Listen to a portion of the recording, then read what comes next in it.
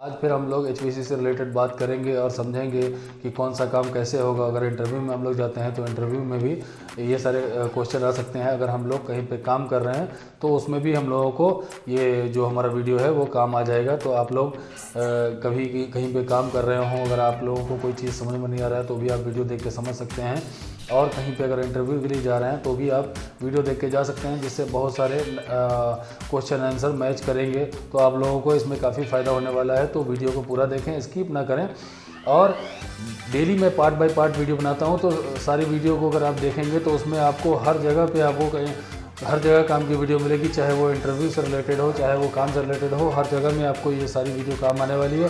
तो आप लोगों से रिक्वेस्ट है कि मेरे चैनल को अभी तक सब्सक्राइब नहीं किया तो प्लीज़ मेरे चैनल को सब्सक्राइब कर दें। और मेरी वीडियो अगर अच्छी लगे तो प्लीज़ मेरे वीडियो को लाइक करें और अपने दोस्तों के साथ शेयर करें और चैनल को सपोर्ट करें। तो चलिए दोस्तों, आज का जो क्वेश्चन एंड आंसर है वो हम लोग प्रैक्टिकल तरीके से समझते हैं कि उसमें कौन कौन सा क्वेश्चन है, उसका प्रैक्टिकल में क्या आंसर होगा। और वो मैं सारे आपको प्रैक्टिकल तरीके से समझाऊंगा ताकि बहुत अच्छे तरीके से आप लोगों को समझ में आएगा। तो जो सबसे पहला हमारा जो क्वेश्चन है कि ऑयल सेपरेटर क्या है, what is the oil separator and what is the purpose of oil separator. तो oil separator and how the work of oil separator. तो हम लोग जानेंगे कि ऑयल सेपरेटर क्या होता है, ऑयल सेपरेटर का पर्पस क्या है और ऑयल सेपरेटर कैसे काम करता है। तो ऑयल सेपरेटर क्या है कि ऑयल सेपरेटर एक पार्ट है रेफ्रिजरेशन साइकिल का, जो एक सिलेंडर टाइप में होता है। वो यूनिट जितनी टनेज का होगा उसके हिसाब से ऑयल सेपरेटर लगा होता है। तो ऑयल सेपरेटर कहाँ लगा हुआ होता है, तो ऑयल सेपरेटर कंप्रेसर और कंडेंसर के डिस्चार्ज लाइन में लगा हुआ होता है। कंडेंसर और कंप्रेसर के बीच में लगा हुआ होता है। और ऑयल सेपरेटर का क्या काम होता है, तो ऑयल सेपरेटर का ये काम होता है कि ऑयल सेपरेटर जब हमारा कंप्रेसर चलता है, गैस को कंप्रेस करता है, तो हमारा गैस जो थ्रो होता है कंडेंसर में, तो उसके साथ स्मॉल क्वांटिटी में, थोड़े क्वांटिटी में तेल भी उसके अंदर जाता है रेफ्रिजरेंट के साथ में। तो ऑयल सेपरेटर के अंदर क्या होता है, वो तेल स्टोर हो जाता है। ऑयल बाहर नहीं जाता है, कंडेंसर में नहीं जाता है, वो स्टोर हो जाता है और वापस वो कंप्रेसर में आ जाता है। वो कैसे आता है कि ऑयल सेपरेटर के बॉटम में एक पाइप कनेक्टेड होता है जो कंप्रेसर के क्रैंक केस में लगा हुआ होता है, उसके साथ कनेक्टेड होता है। वो जो तेल वहाँ जाता है वो वापस फिर आ जाता है कंप्रेसर के अंदर में, जिसके कारण कंप्रेसर में ऑयल का जो लेवल है वो मेंटेन रहता है और कंप्रेसर स्मूथ चलता है। और जो ऑयल कंडेंसर में जाने के कारण जो परेशानियां होंगी, जो खराबी आएगी, वो सब नहीं होगी। तो कंप्रेसर अच्छा चलेगा। इसके लिए हम लोगों को ऑयल सेपरेटर यूज़ करना चाहिए। हमारा दूसरा है वो ये है कि दूसरा जो क्वेश्चन है, तो दोस्तों हमारा जो दूसरा क्वेश्चन है वो ये है कि what is the condenser, what is the purpose of condenser, और ये कंडेंसर कैसे काम करता है और कंडेंसर क्या होता है, क्या पर्पज़ होता है, ये हम लोग समझते हैं। तो दोस्तों जो कंडेंसर होता है ये रेफ्रिजरेशन साइकिल का ही पार्ट होता है, जो आउटडोर में, अगर छोटी यूनिट में बात करें तो आउटडोर में लगा हुआ होता है। और अगर हम पैकेज यूनिट में बात करेंगे तो पैकेज यूनिट में भी बाहर की तरफ लगा हुआ होता है, जो रेडिएटर टाइप का हम लोग देखते हैं वो कंडेंसर है। चिलर में देखेंगे तो चिलर में दो टाइप का कंडेंसर आता है। एक तो हमारा एयर कूल्ड है, जो हमारा कंप्रेसर, जो हमारा यूनिट है जहाँ पे हमारा सिस्टम है, उसी के अंदर वो ऊपर लगा रहेगा। कहीं पे वी टाइप रहेगा, कहीं पे पैकेज टाइप मतलब स्क्वायर टाइप होगा, कहीं पे अप टाइप होगा, कहीं पे डाउन टाइप होगा। वो जैसे सिस्टम कंपनी जिस हिसाब से बनाती है उसी हिसाब से वो लगा हुआ रहेगा। तो कंडेंसर उसको कहा जाता है। और कंडेंसर का क्या काम है, तो कंडेंसर जो है गैस को कंडेंस करता है एबव क्रिटिकल प्रेशर के ऊपर करता है और क्रिटिकल टेम्परेचर से नीचे गैस को कंडेंस करता है। अभी ये जानते हैं कि इसका पर्पज़ क्या है, कंडेंसर का क्या पर्पज़ है। तो कंडेंसर का पर्पज़ ये है कि ये कंप्रेस रेफ्रिजरेंट को, वेपर जो रेफ्रिजरेंट होता है जो कंप्रेसर से कंप्रेस होता है, उसको ये लेता है और लिक्विफाई करता है, उसका हीट रिमूव करके। ये हीट रिमूव कैसे करता है, लिक्विफाई कैसे करता है, लिक्विड में चेंज करता है वेपर रेफ्रिजरेंट को। क्योंकि ये जब रेफ्रिजरेंट आता है तो उसके ऊपर हम लोग चाहे वो फ़ैन के थ्रू एयर देते हैं या पानी के थ्रू उसको ठंडा करते हैं, तो वो लिक्विड में चेंज होता है, हीट को वहाँ से रिमूव करता है, हीट को निकाल के फिर लिक्विड में वो चेंज करता है। तो इसका ये पर्पज़ होता है कंडेंसर का।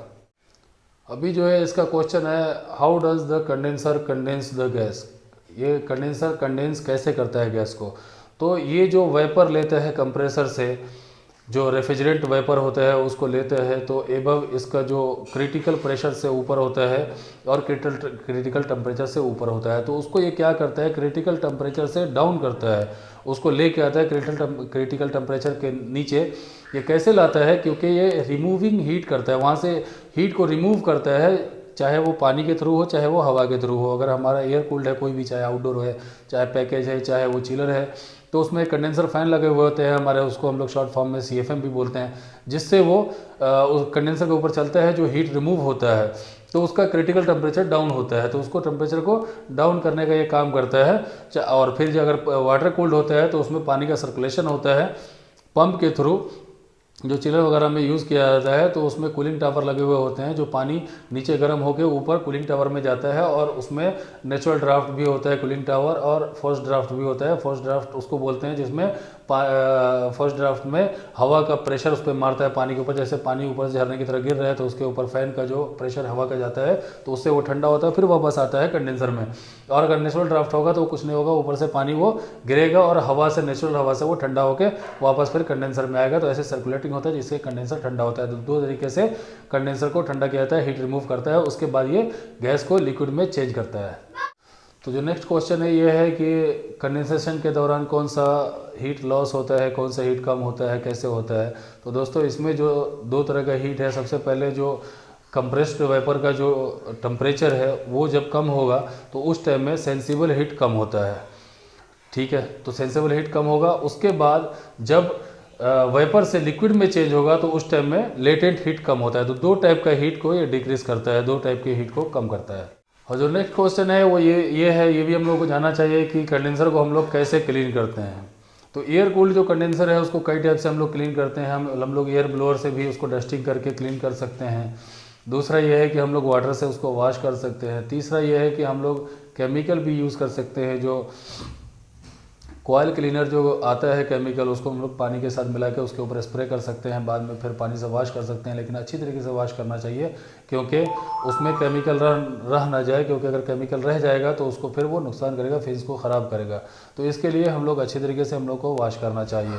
यह है कि shell and tube type condenser क्या होता है, कैसे फिट होता है। तो कंडेंसर आपको मैंने वाटर कूल्ड बताया था, तो वही है शेल एंड ट्यूब टाइप। तो शेल एंड ट्यूब टाइप दोस्तों, इसमें कंडेंसर जो होता है उसमें इनलेट जो होता है गैस का वो शेल में लगा हुआ होता है, और जो आउटलेट है वो भी शेल में लगा हुआ होता है गैस का। जो डिस्चार्ज लाइन है वो जाके शेल में कनेक्ट हो जाएगा, शेल एंड ट्यूब टाइप में शेल में कनेक्ट हो जाएगा, और बाद में लिक्विड लाइन जो होगा वो दूसरा जो आउटपुट होगा शेल का वहाँ पे वो कनेक्ट हो जाएगा। तो उसके बाद जो उसके अंदर जो ट्यूब रहेगी, कॉपर की ट्यूब होती है, उसके अंदर हमारा वाटर फ्लो, जो हमारा वाटर का सर्कुलेशन है वो चलता है, क्योंकि गैस को ठंडा करने के लिए, कंडेंसेशन करने के लिए।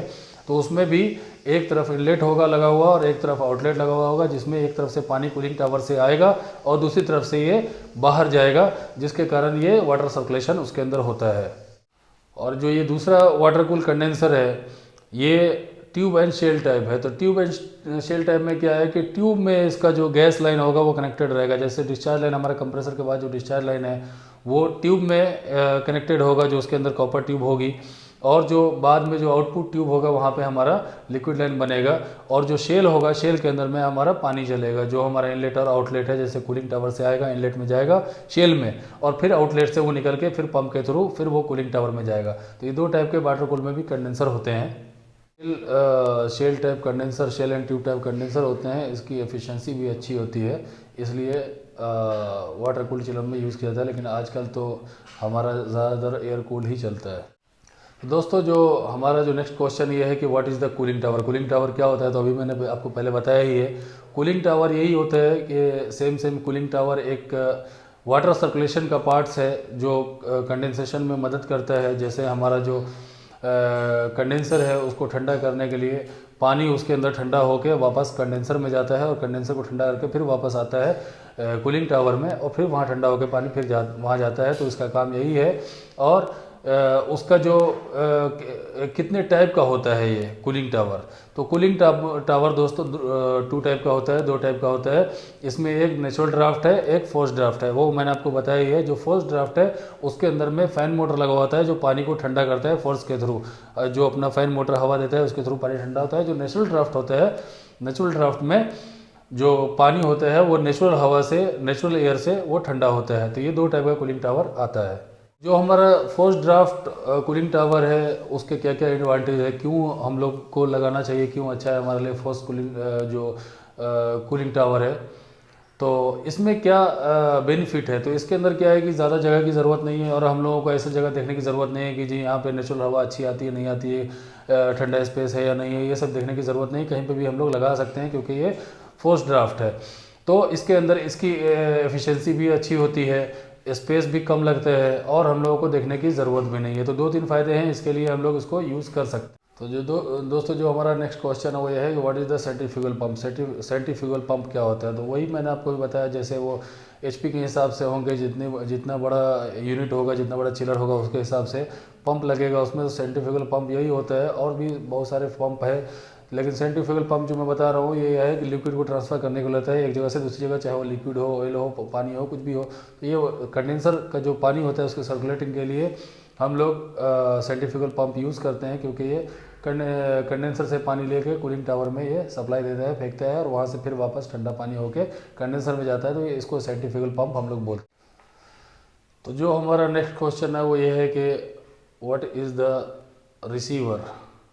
लिक्विड रिसीवर भी बोल सकते हैं। तो रिसीवर क्या होता है, लिक्विड रिसीवर क्या होता है। तो लिक्विड रिसीवर हमारा एक्सपेंशन वाल्व जो मीटरिंग डिवाइस है उससे पहले और कंडेंसर के बाद लिक्विड लाइन में लगा हुआ होता है। तो कंडेंसर से ये लिक्विड को लेता है और जो एक्सपेंशन वाल्व है उसको सप्लाई करता है। तो इसके अंदर जो हमारा जो किंग वाल्व है, जो हमारा सर्विस वाल्व है, उसके थ्रू ये सप्लाई करता है। तो इसको हम लोग लिक्विड रिसीवर बोलते हैं।